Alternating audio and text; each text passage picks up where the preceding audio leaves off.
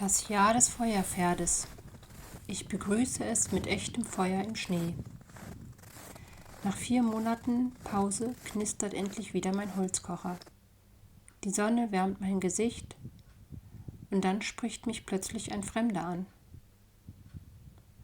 Was als stiller Moment in der Natur beginnt, wird zu einer unerwarteten Begegnung, die noch lange nachglüht. Komm mit ans Feuer.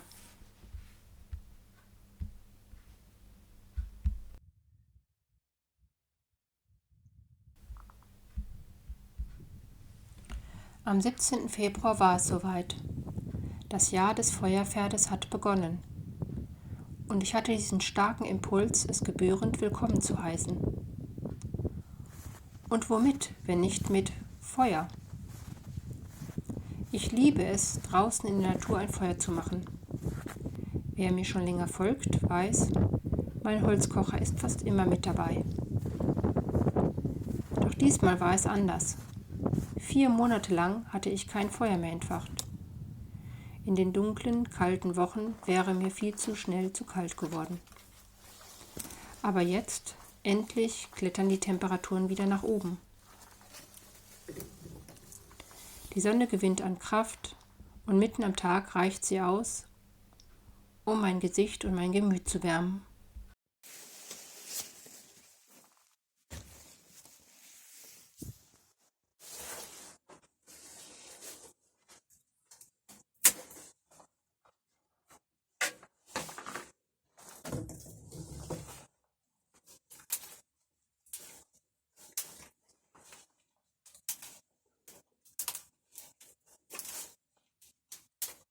So. Das ist mein erstes Mal heute in diesem Jahr 2026, dass ich ein Feuer mache draußen. Und das freut mich sehr. Dass heute so schöne Sonne und da musste ich einfach raus. Und mein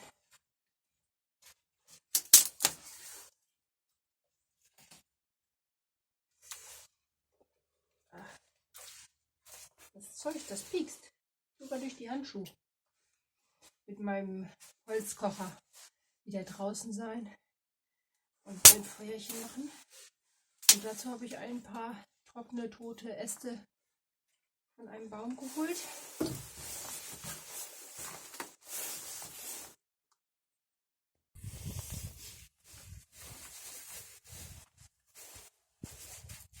Ich könnte die Aussicht genießen auf den See, während ich das Holz noch etwas klein mache hier.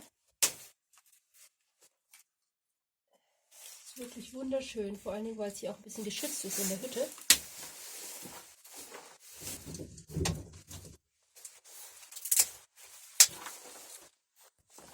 So, hier ist der Kessel eingepackt, hier ist der Holzkocher und hier ist trockenes Holz, was ich vom letzten Jahr noch habe. Ich nehme mir immer ein bisschen was mit in einer Tüte, was wirklich richtig trocken ist, weil es dann viel besser für den Start ist. Und ja, und dann nach und nach lege ich halt das andere Holz nach, was ich jetzt gefunden habe, weil wenn es so kalt ist und doch ein bisschen dem Wetter ausgesetzt ist, ist es, selbst wenn es Totholz ist, nicht wirklich immer ganz trocken. Und von daher, ja, habe ich so die besten Erfahrungen gemacht.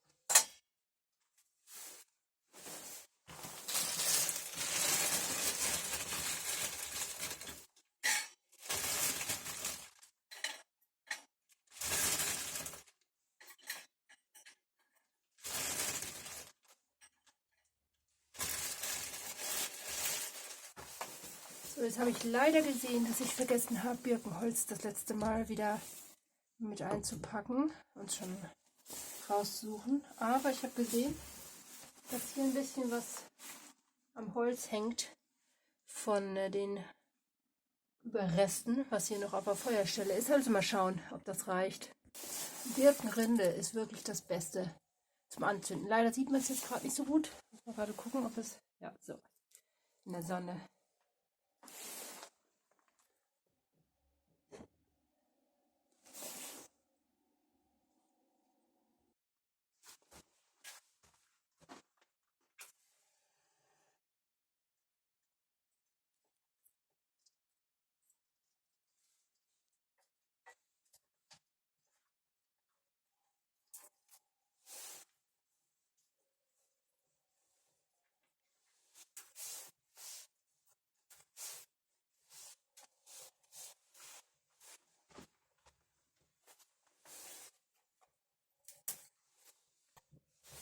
So, das Feuer brennt.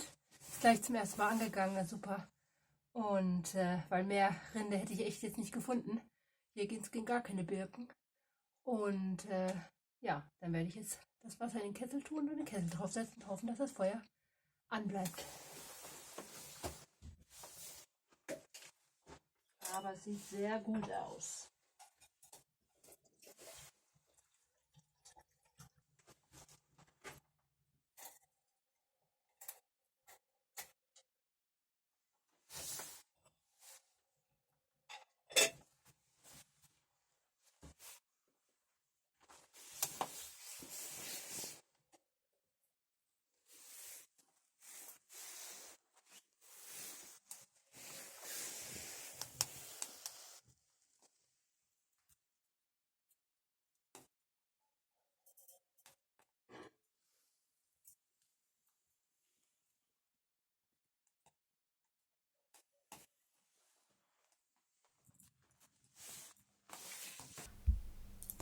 Also sitze ich da. Vor mir das Feuer, unter mir der Schnee, über mir die Sonne. Das Teewasser wird langsam heiß. Und plötzlich höre ich eine Stimme. Hello, may I come over? Yes, sure. Do you speak English?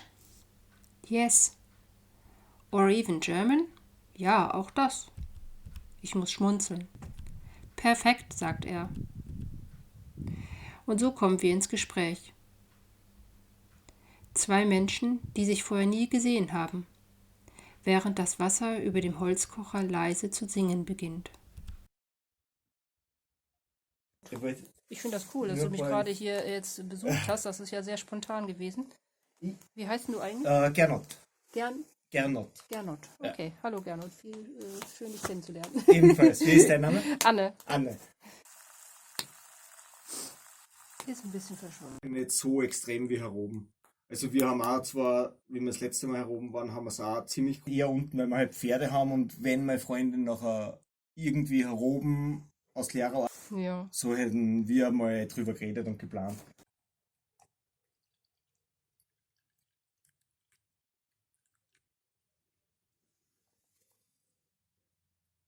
Ja, das war ja meine positive Überraschung.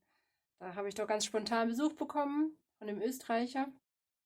Ja, wir haben ein nettes Gespräch gehabt und ein bisschen Tee getrunken und dann kann es gleich wieder nach Hause gehen. Bis dann, bis zum nächsten Mal. Ciao, ciao. Eine kurze Begegnung mit einem wildfremden Menschen. Eine traumhafte Kulisse, Sonne, Feuer, Schnee. Ein Moment des Innehaltens, des Teilens, des echten Austauschs. Eine halbe Stunde später ist alles wieder vorbei. Wir bedanken uns für diesen schönen Augenblick, verabschieden uns und ziehen weiter.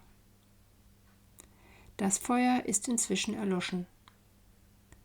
Doch in mir brennt es weiter.